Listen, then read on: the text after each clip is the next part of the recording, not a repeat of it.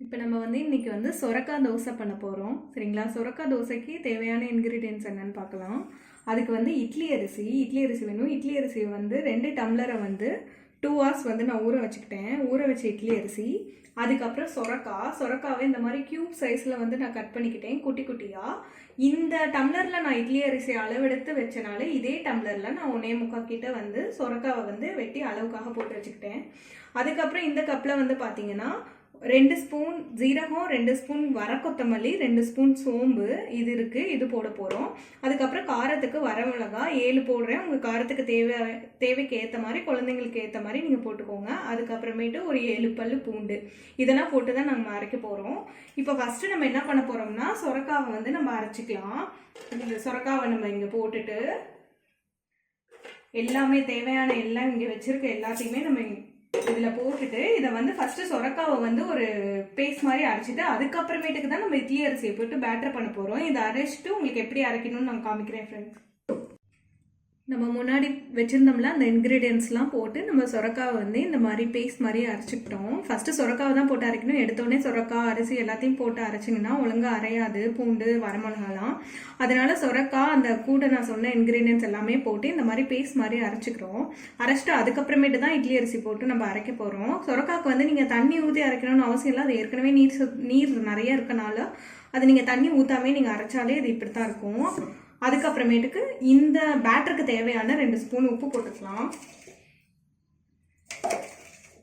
ஓகேங்களா? உப்பு போட்டுட்டு அதுக்கப்புறமேட்டுக்கு இந்த அரிசியை வந்து நீங்கள் போட்டு இதுக்கப்புறம் நீங்கள் அரைச்சி பேட்டராக வந்து ப்ரிப்பேர் பண்ணலாம். பேட்டராக ப்ரிப்பேர் பண்ணிட்டு நான் உங்களுக்கு காமிக்கிறேன்.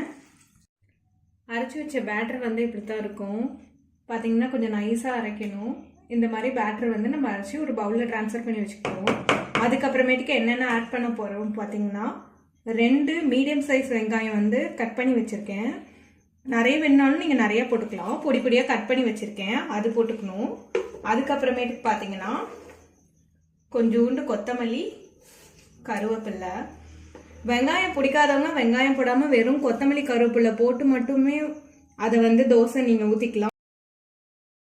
இது வந்து இட்லி தோசை மாவு மாதிரி ஊற வச்சு ஃபெர்மெண்டேஷன் ஆகணும், மாவு உப்பணும் அப்படின்னு தான் அவசியம் இல்லை. இது வந்து 2 மணி நேரம் நீங்கள் இட்லி அரிசி ஊற வச்சுட்டு உடனே வந்து இந்த சொரக்காய் தோசைக்கான இன்க்ரீடியன்ஸ்லாம் போட்டு இந்த மாதிரி பேட்டர் மாதிரி பண்ணிவிட்டு அப்படியே ஊற்றுறது தான். இட்லி தோசை மாவு இல்லைங்கிற பட்சத்தில் கூட இந்த மாதிரி நம்ம தோசை செஞ்சுக்கலாம். ரொம்ப சிம்பிளான டிஷ் தான். இப்போ நான் தோசை ஊற்றி உங்களுக்கு காமிக்க போகிறேன், பார்க்கலாம். இப்போ நம்ம தோசை ஊற்றி காமிக்க போகிறோம். கல் சூடாயிடுச்சு. இப்போ நான் தோசை ஊற்றுறேன். இது ரவா தோசை மாதிரி தண்ணியாக இருக்கனால நம்ம இப்படி தான் ஊற்றணும்.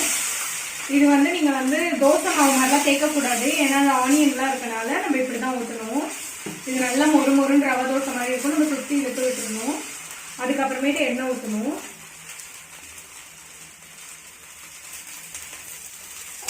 இப்போ நான் உங்களுக்கு திருப்பி போடுறத காமிக்கிறேன். எவ்வளோ அழகாக வருதுன்னு பாருங்கள். இது ரொம்ப ரொம்ப ஈஸி செய்கிறதெல்லாம்.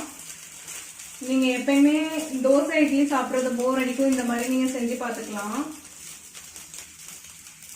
இது வேகிறதுக்கு ரொம்ப நேரம் ஆகும். நீங்கள் பாட்டுக்கு நான் ஒருத்தராக தான் சாப்பிட முடியும். ரொம்ப லேட் ஆகும். கொஞ்சம் நம்ம வெயிட் பண்ணி பொறுமையாக தான் எடுக்கணும். ஊற்றின உடனே எடுத்தீங்கன்னா பிஞ்சு போயிடும்.